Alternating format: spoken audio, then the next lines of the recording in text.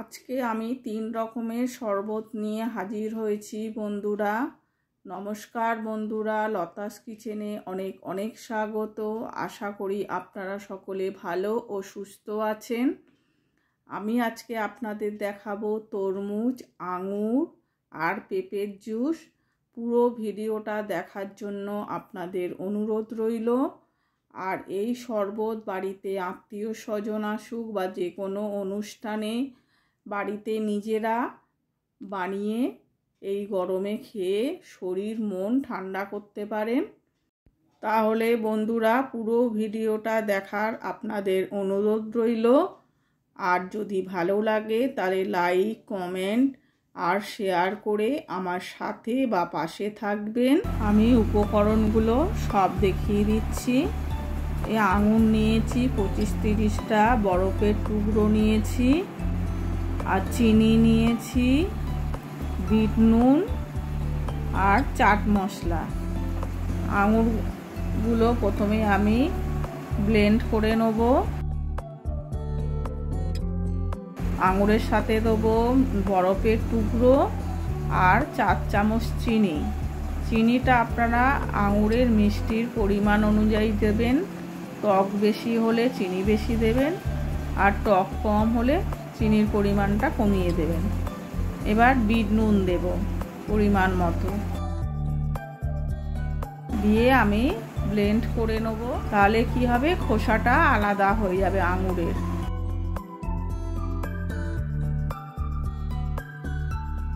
এবার ছাঁকনি দিয়ে ছেঁকে নেব। কি হয়ে গেছে আমার আঙুরের রস বের করা। এবার গ্লাসে আমি ঢেলে নেব।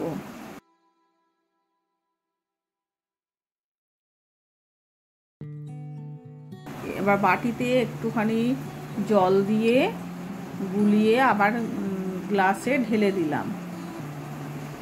আর একটু নুনের দরকার ছিল, তাই আমি একটু নুন দিলাম। আপনারা একটু টেস্ট করে নেবেন নুনের পরিমাণটা। আর চাট মশলা দিলাম।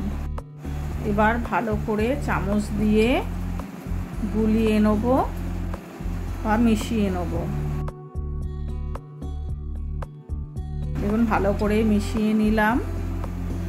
রেডি হয়ে গেছে আমার আঙুরের জুস। এবার লেবুর টুকরো দিয়ে আমি একটু ডেকোরেট করে নিলাম।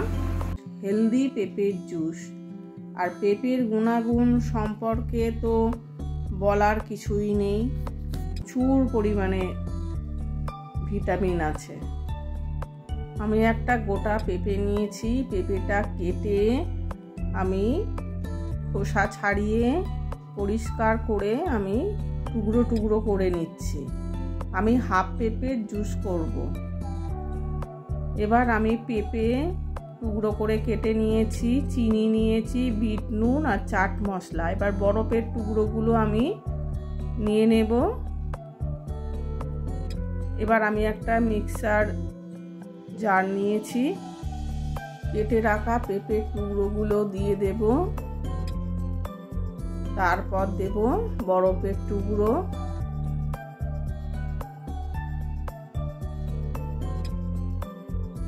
এবার আমি চিনি দেব। চিনিটা আমি 2 চামচ দিয়েছি, কারণ পেঁপেটা খুব মিষ্টি ছিল। এবার দেব হাফ চামচ বিট নুন আর হাফ চামচ চাট মশলা দিয়ে এবার আমি পেস্ট করে নেব। নিয়ে স্ট্রেনারের সাহায্যে আমি পেঁপেটা ছেঁকে নেব। একটু জল দিলাম, খুব গাঢ় হয়েছিল। একটা চামচ দিয়ে আমি ভালো করে ছেঁকে নিচ্ছি। দেখুন পেঁপের রংটা কি সুন্দর, আর খুব মিষ্টি ছিল পেঁপেটা। সব পেঁপেটা ছাকা হয়ে গেছে। এবার আমি ওর মধ্যে দেব জল।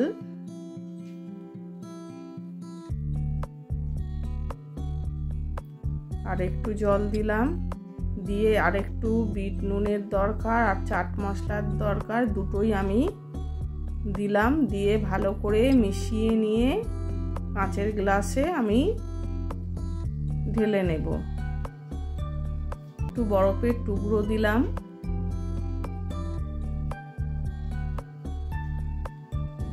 দিয়ে এবার দুটো গ্লাসে আমি ঢেলে দেব। আমি একটা বড় তরমুজ নিয়ে নিয়েছি। তরমুজটা আমি এবার কেটে নেব। দুটো সাইডের মুখটা বাদ দিয়ে দিলাম। দিয়ে এবার তরমুজটা আমি দুটো ফালি করে নেব। আর এই গরমে তরমুজের জুস বা শরবত খাওয়া খুবই উপকার, বা শরীরে ক্লান্তি দূর হবে আর শরীরটাও ঠান্ডা হবে। দেখুন আমি তরমুজগুলো সব আমি টুকরো টুকরো করে কেটে নিয়েছি, কিন্তু দানাটা বাদ দিইনি। আপনারা চাইলে দানাটা বাদ দিয়ে দিতে পারেন। আমি দানাটা পরে ছেঁকে নেব। এবার মিক্সির জারের মধ্যে আমি তরমুজের টুকরোগুলো দিয়ে দিলাম। দিয়ে এবার ওর মধ্যে আমি দিলাম 1/2 চামচ বিট নুন আর 1 চামচ চিনি। চিনিটা কিন্তু তরমুজের মিষ্টতা অনুযায়ী দেবেন। এবার আমি একটা স্ট্রেনার নিয়ে নিয়েছি। নিয়ে এবার তরমুজের জুসটা আমি ছেঁকে নেব। একটা কাঁটা চামচ দিয়ে আমি তরমুজের রসটা আমি ছেঁকে নিচ্ছি। এতে কি হবে, তরমুজের দানাটা আলাদা হয়ে যাবে। এখনই যা গরম পড়েছে বন্ধু, আপনারা কিন্তু অবশ্যই এরকম জুস বানিয়ে খাবেন। যে কোনো ফলের জুসই বানিয়ে খেতে পারেন। এই সময় তো তরমুজ তো খুবই প্রচুর পরিমাণেই পাওয়া যায়, আর তরমুজের প্রচুর রস থাকে। আর এরপর তো আরও প্রচণ্ড গরম পড়বে। দানা আর শ্বাস আলাদা হয়ে গেছে।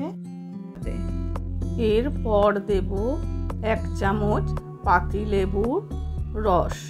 এতে কি হবে, জুসের স্বাদটা আরও বেড়ে যাবে। এবার আমি গ্লাসে পরিবেশন করব বা ঢেলে নেব।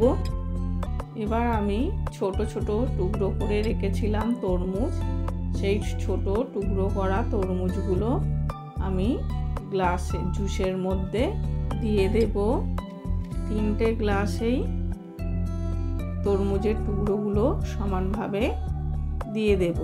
এতে কি হবে, জুসটা খেতে আরও সুন্দর হবে। এরপর লেবুর টুকরো কেটে নিয়ে গ্লাসের গায়ে লাগিয়ে দেব একটু ডেকোরেট করার জন্য। আর রেডি হয়ে গেছে আমার তরমুজের জুস। রেডি হয়ে গেছে আমার 3 রকমের জুস। কেমন লাগলো বন্ধু আপনারা জানাবেন। আর পুরো ভিডিওটা দেখার জন্য অনেক অনেক ধন্যবাদ।